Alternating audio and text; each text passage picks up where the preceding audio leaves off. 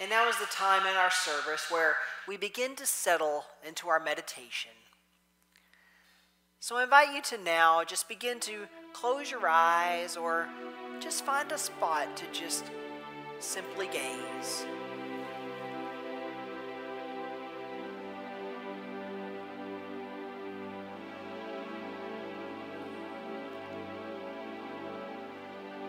Inviting you to take a deep breath, feeling it move through the mouth, expanding the lungs,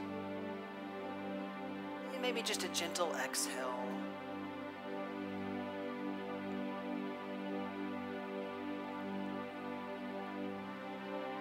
Feeling your body further relax into the seat or the floor or the cushion. Rooting your feet to the earth.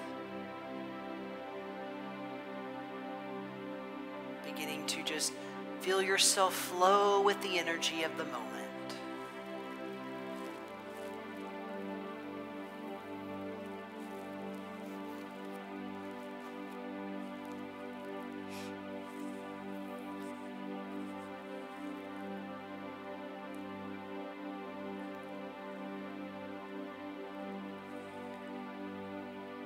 Now I invite you to think about love.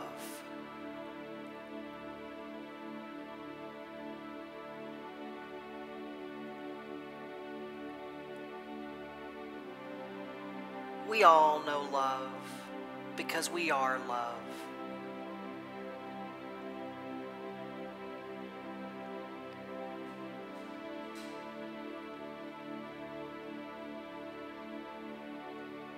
Allowing that love that you are to fill your chest.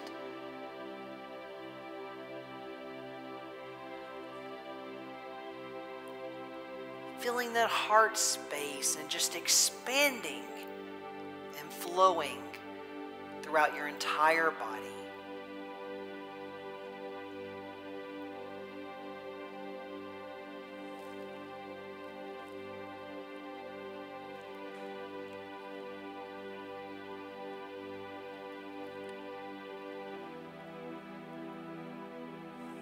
Knowing that in this moment, that love truly flows with every breath, every thought, every touch, and every movement.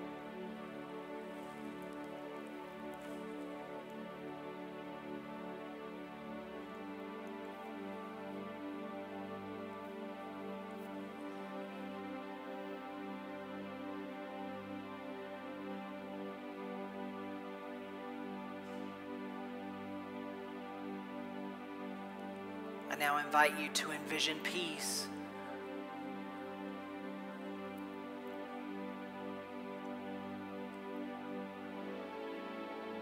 Allowing the peace that you are to flow through you and out of you, filling the room that you're in,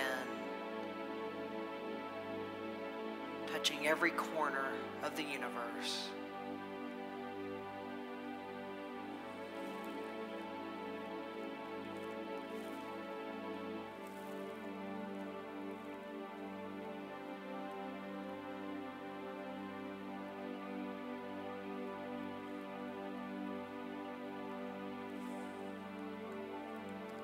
Allowing the peace that you are to flow with every breath, every thought, every touch, and every movement.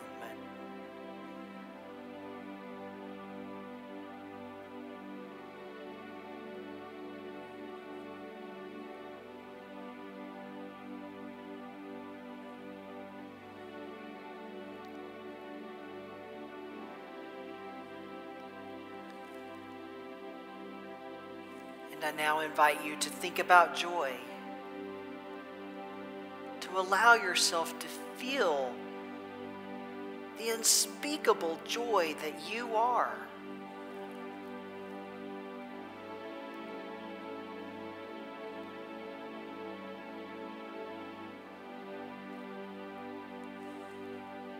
The joy that radiates from within you to everyone around you.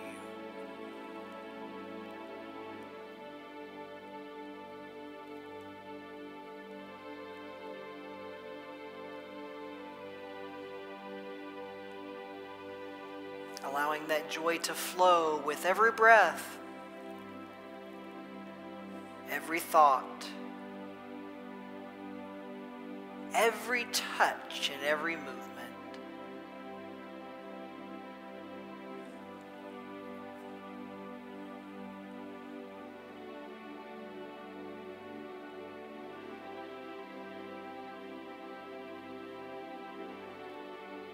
And as we prepare to enter into our moment of silence, I invite you to focus your attention fully on those things that you are, that love and that peace and that joy, and just allow them to flow as we enter into the silence.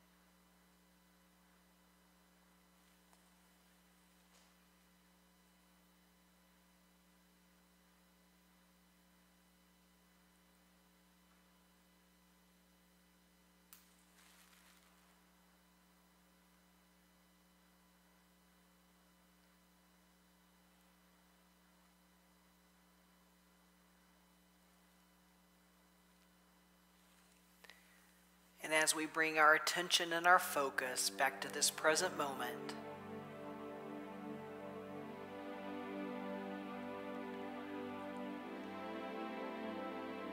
I invite you to silently or to audibly affirm the following after me. I am love.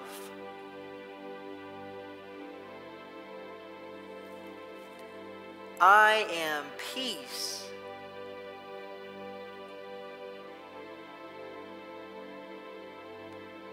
I am joy.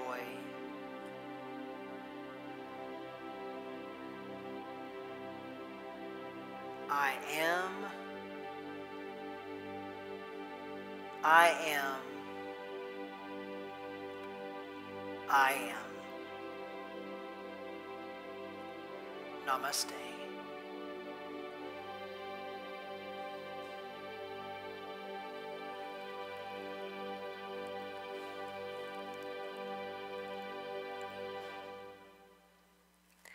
Now, I invite you to continue to affirm these things, affirm your fact. As most of us know, it's a long weekend, and if, a lot of us are probably off of work tomorrow on Monday because of the fact that it's Memorial Day. So what I would like to start by doing is, I would like to ask that we hold a moment of silence to honor the men and women who have given their lives for the freedom that we experience in this country today. And even for those, even outside the military, historical people that have given their lives for the freedoms that we all experience today. So I'd like to ask everyone now to join me for a moment of silence as we remember.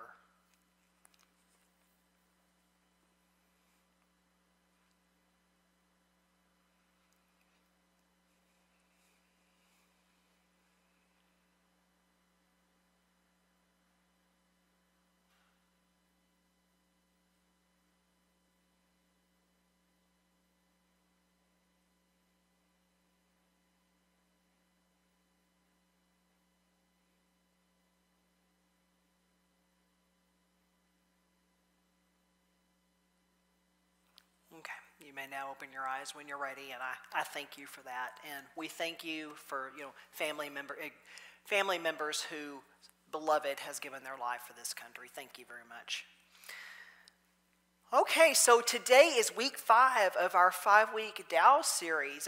Can't believe so much time has passed. It seems like it's been a really long time since we've seen everybody here, but then by the same token, it seems like it hasn't been that long. But regardless, we'll be happy to see everyone again once we're all comfortable coming back.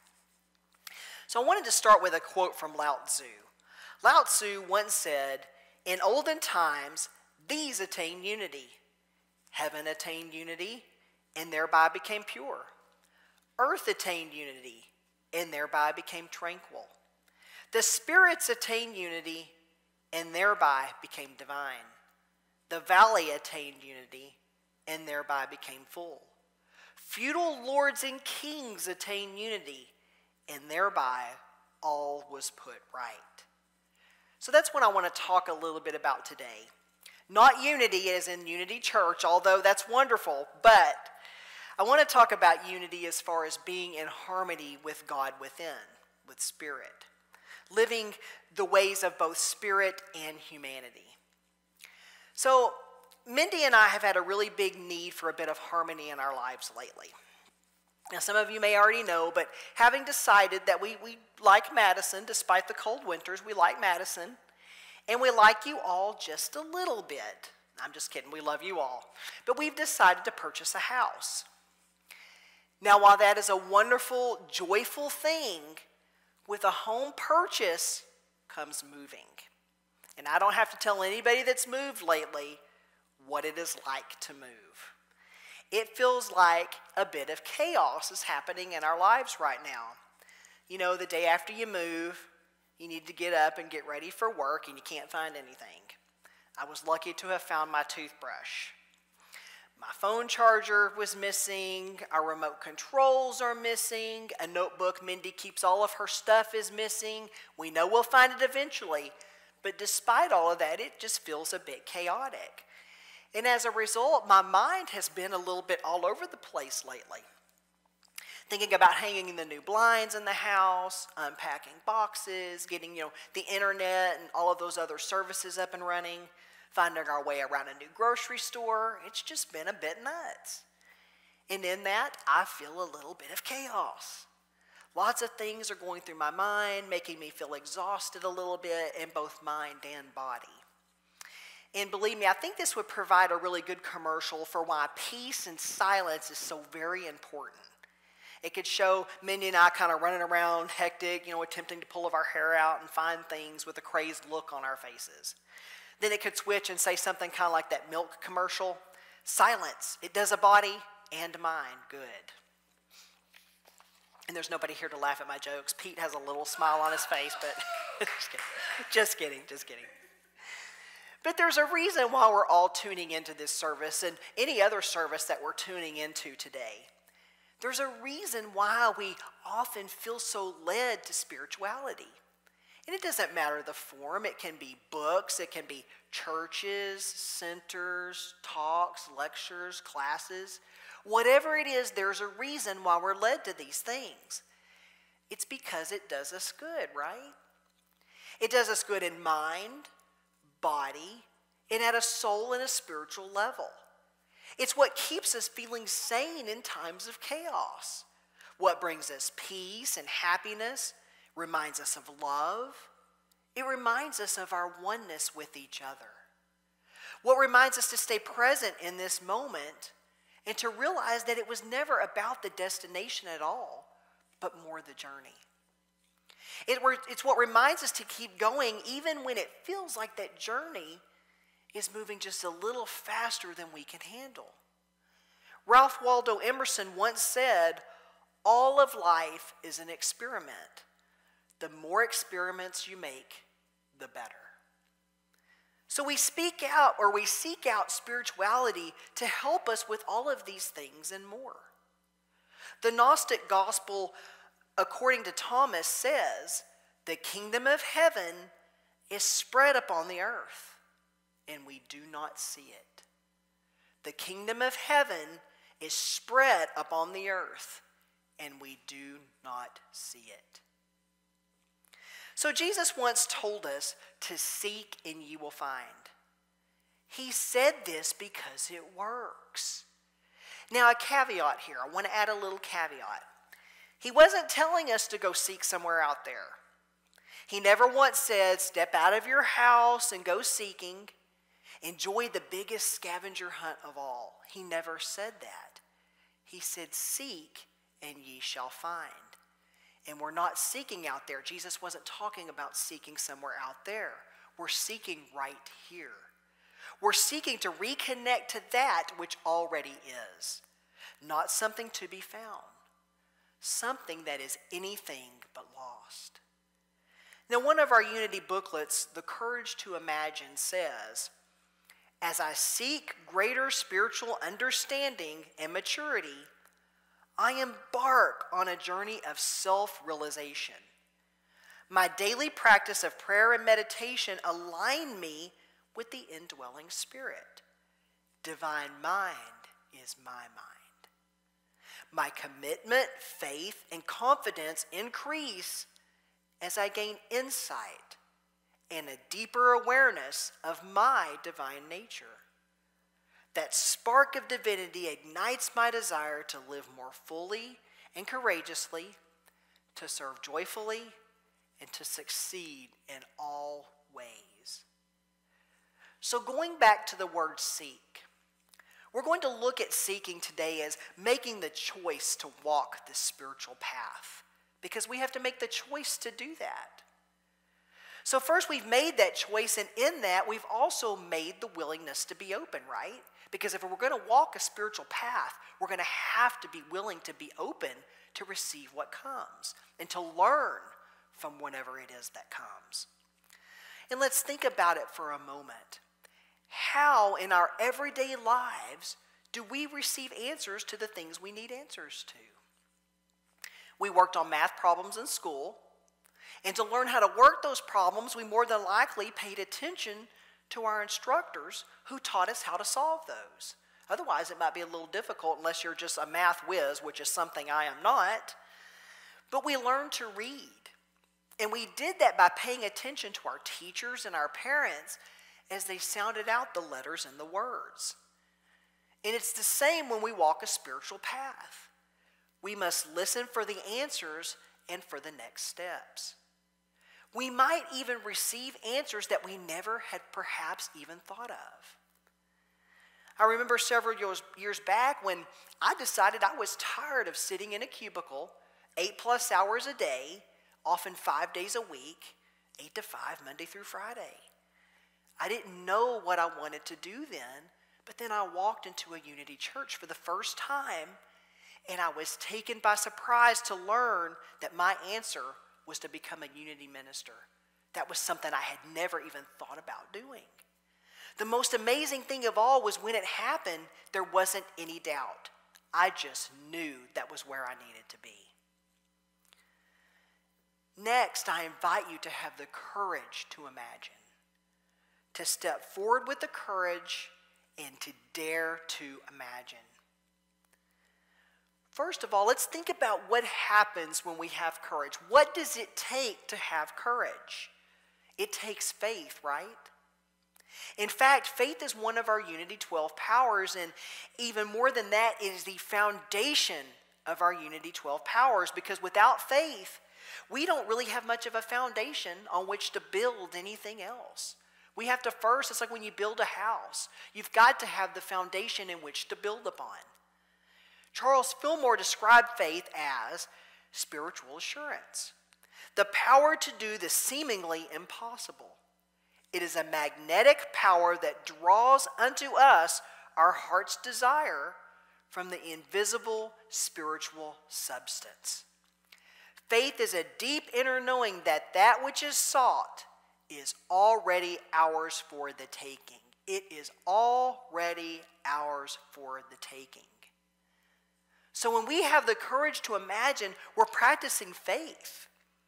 And when we're practicing faith, we can be assured that every cell in our body is alive and well with divine intelligence. And within that divine intelligence, we can ask and we can affirm anything. Anything at all. And we can know without a doubt that we will be guided. That those answers to some of those most burning questions you have will be there for you when you need them. We can also know that no question is too large and that no situation is too complex when we dare to imagine, when we have the courage to imagine and we do so with faith.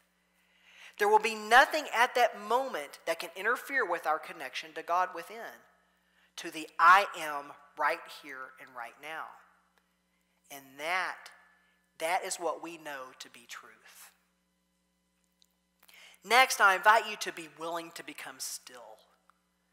We've made the choice at this point to embark upon this spiritual path. We've brought forth the courage and the faith that we need, the courage to imagine all possibilities.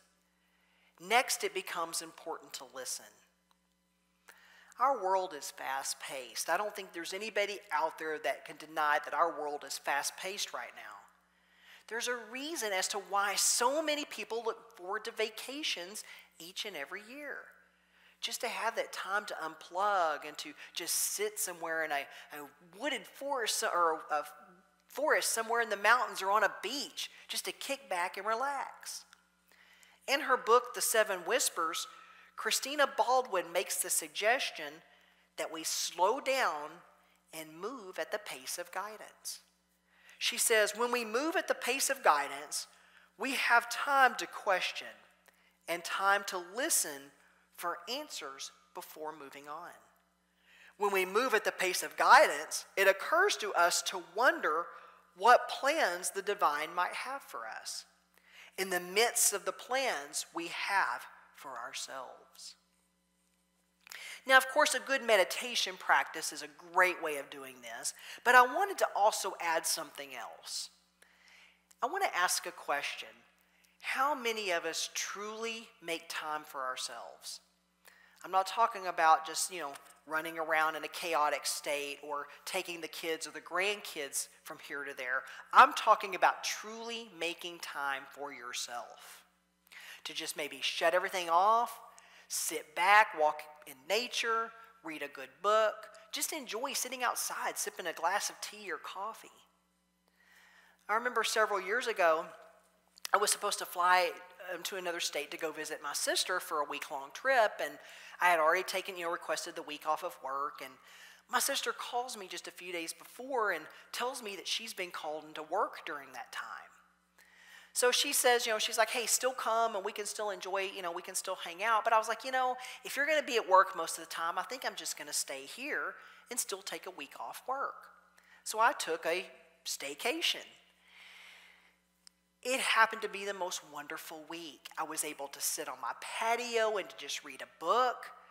I visited museums of my city in the middle of the day when they were nice and quiet and there weren't that many people there. There's an old historical cemetery in the state of Texas where, all of these famous Texas historical figures are buried. I went and walked out there, and it was just a wonderful, refreshing time of renewal. Just to have that time to truly be still. It was as if a frayed connection had been fixed. And I felt ready, by the end of that week, I felt ready to tackle the world. And I truly believe that one of the reasons I was so refreshed was that it put me back into touch with Spirit. I didn't realize it at the time, as this was before unity and before meditation and all that came into my life, but I was taking the time to just be still. And in that, I strengthened that connection to the divine within. I also felt that I had a little bit more of a clear head, in which it really helped me to be able to trust my own wisdom and my own intuition. It made me realize how important that stillness truly is, and now I do it regularly. It has become a regular part of my life. So lastly, I want to address the willingness to also be present. And this is something you're going to hear a lot at Unity and other New Thoughts, and probably even traditional churches, is just to be present. In his book, 1 Minute Wisdom, author Anthony De Mello tells a story of a student who asks his spiritual master, "Where shall I look for enlightenment?" The master responds simply, "Here." Not quite satisfied with the answer, the student then asks the master what he should look for and exactly how he should look. The master tells him to look at anything and to just look in an ordinary way. "Don't I always look in the ordinary way?" asks the student. "No," says the master, "because to look, you must be here. You're mostly somewhere else." Now, I don't know how true this is for you, but it's very true for me. We achieve some long sought-after dream, and then we're already on to the next thing. I used to land myself jobs where I'd immediately start thinking about that promotion. The first day, I'd show up to work and I'd start thinking, oh no, yeah, what can I do to get promoted? Or, hey, that position in the company looks pretty good. That's what I'm going to shoot for. That's where I want to go. We take those vacations and we're running around so busy seeing the sites. We're like, okay, we're going to go to this site. Then we have to, this next one opens at 2 o'clock. We got to be there. And we're running around to see site after site. Or we think about the family and friends back home that we're missing while we're on vacation and how we can't wait to get back home to see them. The kids are still at elementary school and we're already planning on where they'll go to college or what they'll choose to do as their profession. We're sitting at our desks on Monday morning, already dreaming about the weekend. And let me tell you, I used to have that one down to an art form, so I speak from experience on the Monday morning thing. But whatever the case is, we're always so often anywhere but here. And as such, we can often miss what it is that's directly in front of us. So thinking about this kind of made me think about the Pacific Northwest, which is what they call the Oregon and Washington area.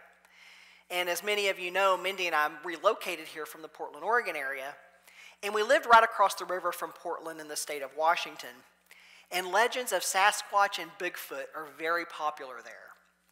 Many people that you meet along the course of your day will tell you about encounters they have had with Bigfoot.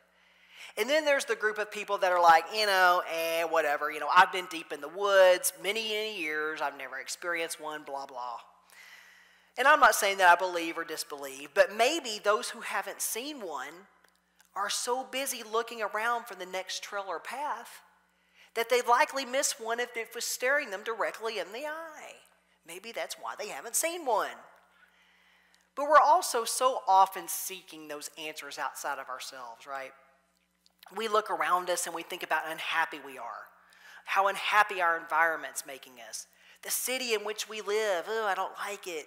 I'm not happy with it. The house we live in, the car we drive, the school we attend, the jobs we have. We think, when I have this or that, when I move here or there, then I will be happy. Then we achieve what it was we said was going to make us happy, only to find out that no, that wasn't the answer after all. Because we look around and we find that we still don't feel that happiness that we continuously seek. All of those things, happiness, those things that we desire are currently right here in front of us. Even if you're in the city you don't want to be in, the house, the job, whatever it is you don't want to be in, that happiness is still right there in front of you. Answers to the questions we ponder are right there in front of us. They aren't hidden in some mystic puzzle or some cosmic scavenger hunt. They are right here, right now, right in front of you. All you need to do is make the choice to see it. And you do that by deciding to be present right here and right now. We live in this universe of this vast intelligence. Right here, right in this moment, is where that guidance is. One way also it can be found is a way in which you may have never really thought much of, and that is to think the way a child thinks. Remember what Jesus once said in Matthew 18:3? "Truly I tell you, unless you change and become like little children, you will never enter the kingdom of heaven." Now, when I talk about the kingdom of heaven, I'm not talking about a place that's out there waiting for you when you pass from this life. The kingdom of heaven that I'm talking about is right here and right now, right directly in front of you. Even during COVID-19, the kingdom of heaven is here and right now. The Tao asks the question of, while you focus on your breath until it is supremely soft, can you be like a baby? So I invite you to remember those times back to when you viewed the world through the eyes of a child, where you viewed the world through wonder and awe. The times where you perhaps noticed a beautiful flower and became present as you studied its beautiful colors and inhaled its beautiful, sweet fragrance. You likely weren't thinking about where you had to be, the next place you had to go. You were only right then, right here, right now. So the willingness to be open and present, the courage to imagine, these things are the beauty of life. These things are already yours for the taking as you walk the spiritual path. I don't care how early on how far back on the path you feel that you are. The beautiful things in life are with you wherever you are on that path. But let me ask you a question now. Do you dare?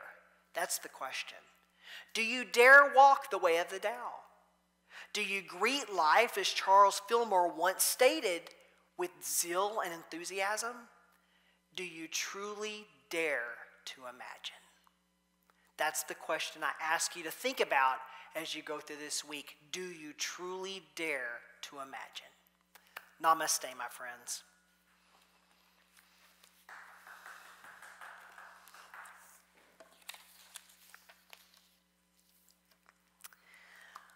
All right, and now, it's a little different being my own celebration assistant, but so now I would like to honor, once again, our children in our youth ed department.